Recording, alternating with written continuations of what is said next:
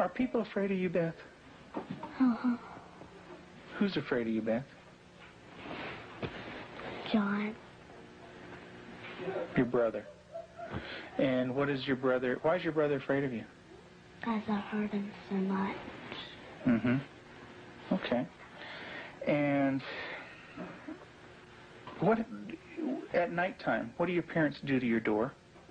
Lock it shut. Why do they lock it shut? Because they don't want me to hurt John. Right. And they're kind of afraid of hurting John? Of you hurting John? Mm-hmm. Okay. Are they afraid that you might hurt them? Yep. Would you, Beth? Mm-hmm. When would you do it? Nighttime. Okay. Why would you do nighttime? Because I don't like them seeing me do it. But they can feel me do it. Mm-hmm. And what would you do to them, Beth? Stab them. Okay. What would you stab them with? A knife. The program you are about to see was compiled from the actual therapy tapes of Dr. Ken McGidd, a clinical psychologist specializing in the treatment of severely abused children. Children so traumatized in the first years of life that they do not bond with other people. They are children who cannot love or accept love. Children without conscience who can hurt or even kill without remorse. This film shows the devastating effects of abuse on a child. It also shows that victims can be helped. It is the story of a 6.5-year-old girl named Beth. Do you ever stick pins in people? Mm-hmm. Who? My brother. Okay. Do you do it a little bit or a lot? A lot. Okay. And what are you trying to do to your brother? Kill him. Why do you want your brother to die? Because I was hurt so bad, and I don't want to be around people. Okay. Who else would you like to stick pins into? Mommy and Daddy. What would you like to have happen to them? Die. Jesus could have lived to save Israel, yet he chose to die to save the world. Tim is the minister of a small Methodist church in the South. He and his wife Julie have been married for 12 years. Jesus didn't say Unable to have children of their own, they decided to adopt. In February of 1984, they received a call from the Department of Social Services telling them they had 2 children available for adoption. They were told that Beth, 19 months old, and her brother Jonathan, 7 months old, were normal and healthy. We did not need children to make our lives complete. We felt secure in ourselves and secure in our relationship, but we wanted to share that with somebody else. And we felt like we had a lot to pass on to a child, and that was what we really wanted to do. And when the phone call came, it was like, at last it's here. And it seemed like a miracle. It had happened so quick. We'd heard of couples having to wait 5, 10 years on a child, and here we had 2 young children. It was like the answer to our dream. Their dream became a nightmare when they realized that Beth and Jonathan had severe emotional problems. We had the kids with us, Beth and her younger brother John, for probably a couple of months until we began to learn something about their background and their past. And when we learned it, some things seemed to fall in place about her behavior and John's behavior. From several sources, we discovered that they didn't have enough food to eat. That perhaps even Beth went all day maybe with just a box of Kick cereal. John himself was found in a bassinet with little patches of urine all over it and a dirty diaper and a couple of bottles at his feet that had curdled milk, and the back of his head was completely flat. The front of his head had bulged out, and at 7 months he couldn't raise his head, couldn't roll over. He was just had no stimulation, and we think perhaps that had happened to Beth, and it wasn't very long until she began showing some signs of perhaps even some abuse. There was a nightmare that she had, and the nightmare was about a man who was falling on her and hurting her with a part of himself.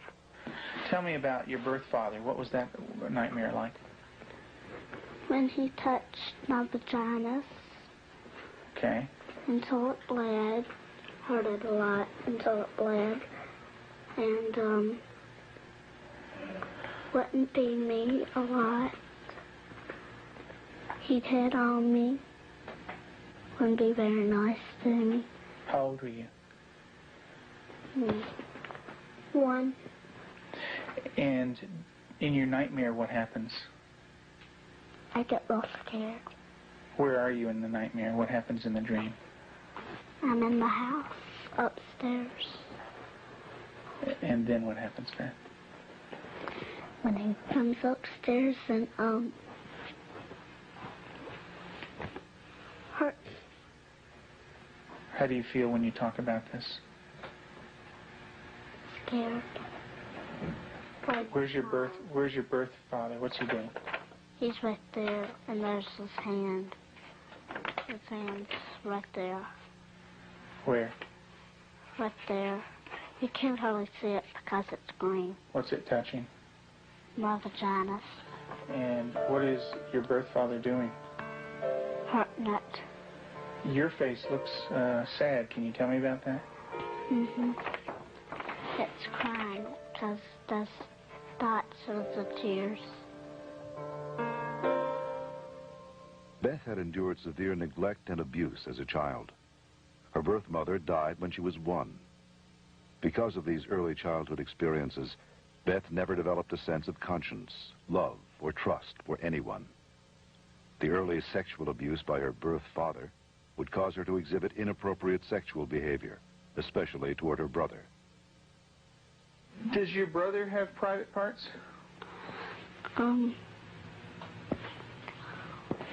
Yeah. Yeah? What is his private parts? Penis and butt.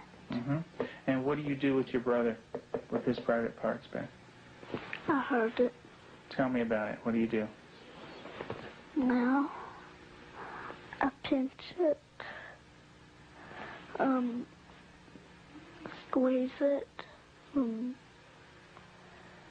kick it. When you do things to your brother's private parts, what does he say? Stop. Okay, tell me that. Well, he says stop, but I don't stop. Do you hurt him? A lot. Okay. And would you like to do that to other boys? When I caught her with Jonathan one morning, she was molesting him. He was crying and his pants were down, and I said, Beth, what's happening? And she said, I pulled his penis and put my finger up his anus. And I said, didn't he say to stop? And she said, yeah, he did. And I said, did you? And she said, no. Have you ever rubbed your private parts? Do you do it a lot? A lot. How much do you do that? About every single day in Lexington. I did it every single day until it got real bad and messed up, and I had to go to the doctor, and I did not like it. What do you mean by real bad? Well, it looked real raw, got all kinds of boo-boos on it, germs, a lot of stuff on my hand. And it bled? She started to masturbate at inappropriate times. I remember one time, basically, when we were at the hospital waiting for Tim to come out. He was there visiting. And Beth and John were in the back seat, and I turned around, and she had her legs spread and was masturbating in a public parking lot. And I had tried to explain to her numerous times before that that's private area. You don't do it in public places. And gone over that with her, and and it never seemed to faze her. And Julie, how often would your daughter masturbate? daily, constantly. Do you have animals, Beth? 4 of them. Can you tell me their names? Clyde, Shuggy, Darcy, and Annie. And Daddy said a day ago that there was a stray cat who did not have a home, so Daddy was taking care of it and took it to the vet when he had his flight to go. And what do you do to the animals, Beth? Stick them with pins. Do you stick them a little bit or a lot? A lot. What are you trying to do to the animals, Beth? Kill them. What do they do when you stick them with the pins? Well, Annie cries. She's a dog. She got baby birds down out of the nest, and we thought maybe she was just curious. So we explained that she could hurt them, put them back, and went through a whole sitting down and talking to her about the problem of it. And the next day we went out to check the baby birds, and they were on the ground dead with their necks broken. Let's talk about what happened once when you were smaller, when you found some baby birds in a tree. What did you do then? I took them out. Mm-hmm. And what did Mom say to you? That the mother will not come back if somebody touches her baby. Mm-hmm. Are the baby birds kind of small? Can you describe them for me? Well, they don't have their eyes open, but they can hear me, and they look up. Are they kind of helpless? Little baby birds? Can they fly? No. Can they run away?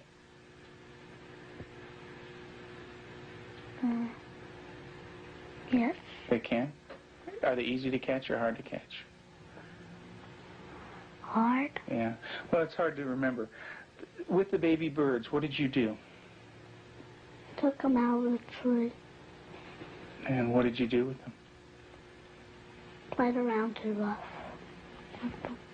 Also, when at the end, I picked it up and I thought it was Dad, and I came to say, Mommy, is this bird dead? And she said,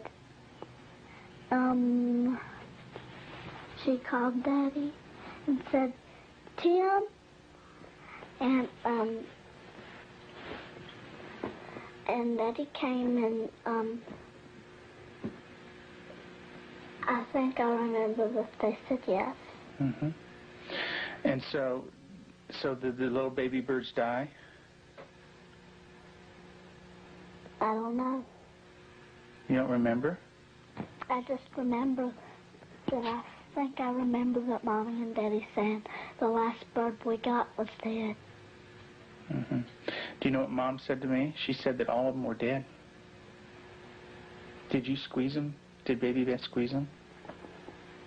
You're doing a good job, honey. Go ahead and tell me what happened. I squeezed them. And what happened? They died. But this kind of aggression at our animals and even at our brother Jonathan was beginning to grow to such an excess that our life was miserable at home. John would cry in the mornings and say his stomach hurt.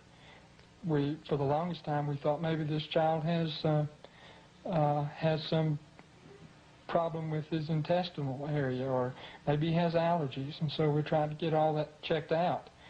Come to find out, Beth was coming out of her room and hitting him in the stomach. And so, as a last resort, just to protect him, we had to tie our door shut. So I guess for the last 3 or 4 months now, we've had to tie her in at night, sort of barricade her. The repercussions of Beth's tragic childhood led to uncontrollable rage. Despite the love and nurturing of her adoptive parents, she took this rage out on herself, on her brother, and on them. her acts of violence became more and more cruel and frightening. Well, I noticed several, like paring knives in the kitchen, missing. And my first thought was Beth. And I felt a little guilty about it at first. I thought, nah. But I really didn't even mention it to her. They had been gone several weeks. She was sitting at the table drawing and mentioned to me, "What do those knives look like that are gone, Mom?" And I said, "What knives, Beth?" And she said, "Weren't they kind of silver and about this big?" And I knew then, and then this little smile that's not a sweet smile, but a malicious type of smile. And I knew then, I thought, she's got them. Tell me about the knives. Where did you get them? From the drawer. And where else? Do you remember? Mm-hmm. Tell me about it. I got them from the dishwasher. What kind of knives?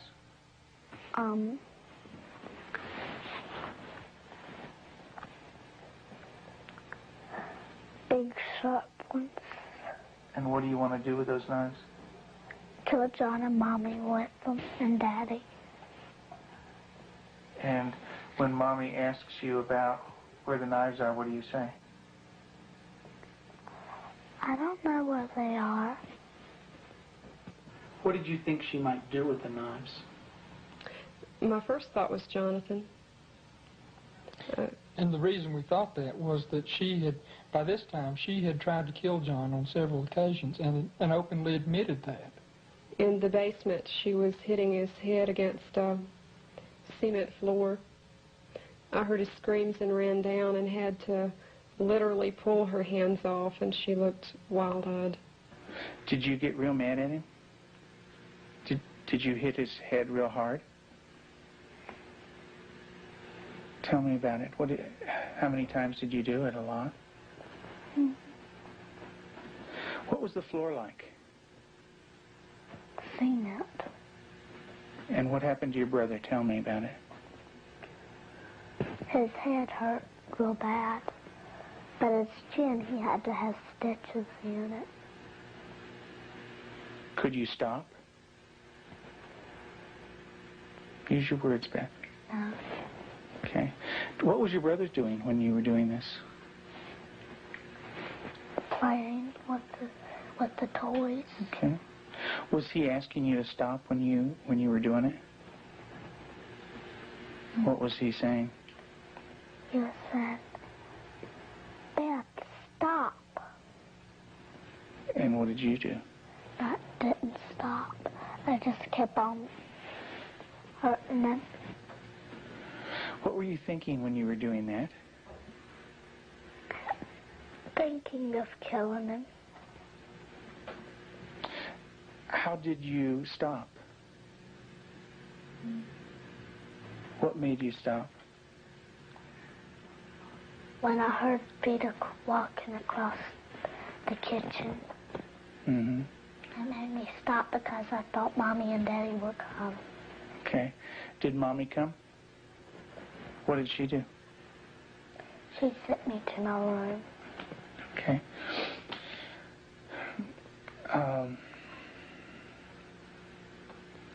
And what if Mom didn't stop you? What would you have done? Kept on doing it. And what about... After evaluating the extent of Beth's psychological problems, Dr. McGidd felt that for the well-being of the family, Beth needed to be temporarily separated from them. In April of 1989, her parents brought her to a special home with an expert at raising children with early attachment disorders, especially children who are dangerous to themselves and others. I have children that have killed numerous times. Cold-blooded family members, neighbor children killed them. And they can do it. Makes my blood run cold just thinking about 9 years old.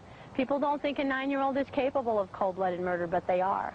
That attachment break does severe damage to the heart, the ability to care and the ability to love. If they don't care and they don't love, They're capable of anything. We're very strict about everything. Everything is completely monitored. We take complete control because a child who's unattached does not trust. And because they don't trust, they don't allow anybody to be boss of them. So we take complete control. They are not boss of anything. They have to ask to get a drink of water. They have to ask to go to the bathroom. They have to ask to leave our sight. Part of that is because we cannot trust them because of the damage that they've done before. Beth, would you like to say grace, please? Sure. Heavenly Father, thank you for this good day and everybody doing good. In Jesus' name, amen. Amen. Amen. They believe that they're evil. They believe they're from the devil. They believe that they are not a person of value. And we have to change that, and we have to build that from a child who's nothing, who's a bad kid in their own mind, to a child who's valuable and loving, and they see themselves as that.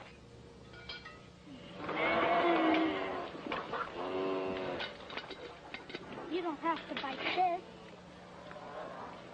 When they do a chore well, we can say, you did a good job, you're a good worker. And then it just builds that self-esteem little by little so that they change the way that they see themselves.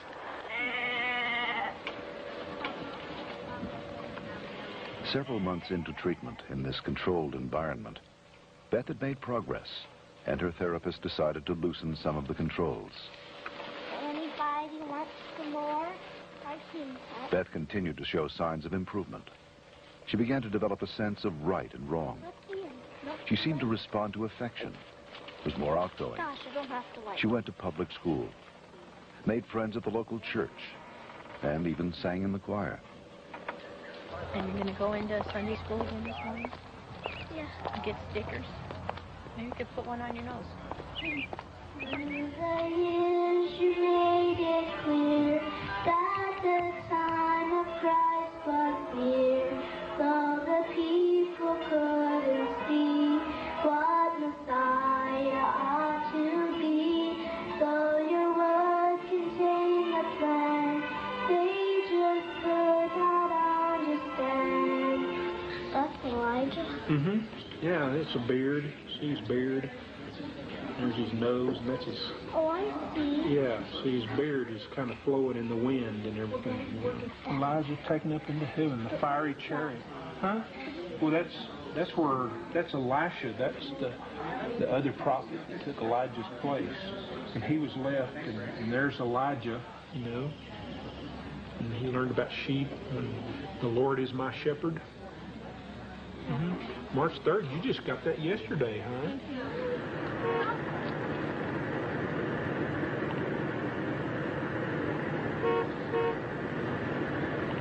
In the beginning, we couldn't trust her with anything. She was locked up at night. We had alarms on the door at night, so she wasn't sneaking around doing things with the other children. We don't worry about that anymore. There's no alarm on her door at night now. She sleeps in the same room with my own daughter, and I trust her that much. She brushes the dogs, and I trust her that much. Because she has earned that trust. She's learned it. She has a heart, and she has a love inside, and she feels bad when she does something now. In the past, because she didn't have a conscience, she didn't feel anything when she did something bad. There was just no feeling there. And now she does feel bad, and it shows in her face. I believe that Beth can make it. She's got a really bright mind. She's got a good heart now, which has done a lot of healing. She's got a really super set of parents. They're powerful, they're knowledgeable, they're motivated. She's done a lot of good work with you in therapy, with Cannell and with myself. She wants to heal, and that's the #1 key. And she wants to heal because she has a family that really cares about her, and she wants to be with them. Do you know where that anger came from? That's when my birth dad hurt me. I had it all inside, and I remembered it, and I started doing it. And what did that do when it was inside you? It made me want to hurt people really bad. And who did you hurt? My brother, my mom and dad, and animals. And animals. Who did it hurt the most? My brother. Who did it hurt the most? Me.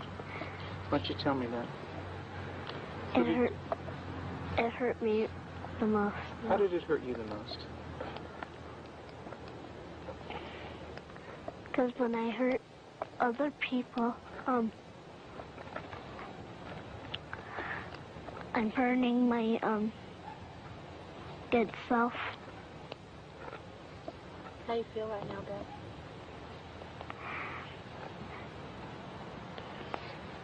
Bad. It's kind of tough to talk about, isn't it? Yeah. It is. Beth gave her last interview for this film in December of 1989. Although she had made progress, she would still need extensive therapy.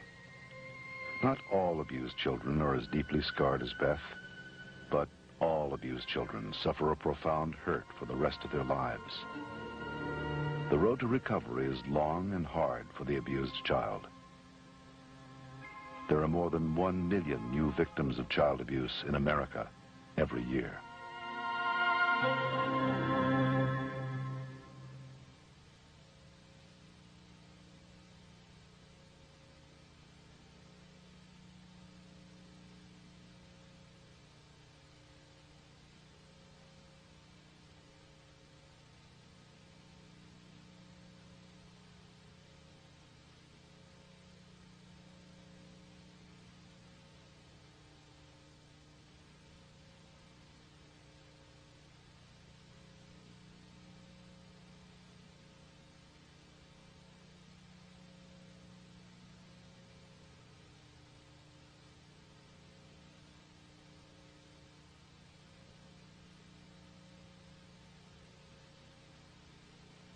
For further information on the prevention of child abuse, write the National Committee for Prevention of Child Abuse, Post Office Box 2866, HBO, Chicago, Illinois, 60